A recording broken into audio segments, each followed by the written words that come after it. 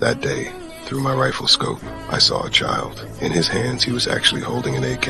I shouted at him from dozens of meters away, telling him to drop the gun, but he didn't listen. No, no, no, no, no, don't do that! In that moment, I hesitated. I really didn't want to do it, but the next second, I still pulled the trigger.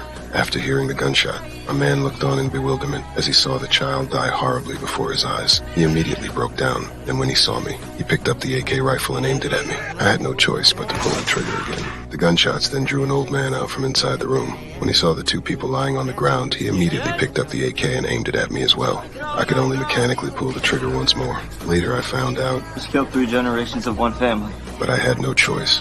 Because I had to follow the rules of engagement, we had to eliminate any enemy that posed a potential threat. From that day on, this incident became a burden I'd carry for the rest of my life. But on this land, I wasn't the only one facing tragedy.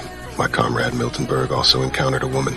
She was holding her dead child, wandering around near the checkpoint. We wanted to help her, kept shouting for her to stop, but she was desperately saying things we couldn't understand, and kept walking toward the minefield. We were about to rush over and grab her, but then we heard the explosion. Later we found out that her last words were, "Too late." Yeah, it really was too late. But that's war for you. You never know who around you is an enemy and who's just some poor soul. The most common situation we encountered in the war was enemies using civilians to lower our guard. This happened during a mission when we suddenly came under ambush. When we got to the rooftop to search for enemies, a teammate spotted a woman appearing around the corner ahead. The woman was waving at him, and the teammate actually waved back, "What an idiot." But what we didn't expect was that the woman suddenly disappeared, and then an enemy hiding around the corner suddenly rushed out and started shooting at us. We were startled and quickly took cover, but fortunately there were no casualties. In the end, my teammate Riedel, that same idiot, took out that crafty enemy. He later recalled that this was his first time, and he'd never forget the brutality of war for the rest of his life. I don't know if I'll make it back alive,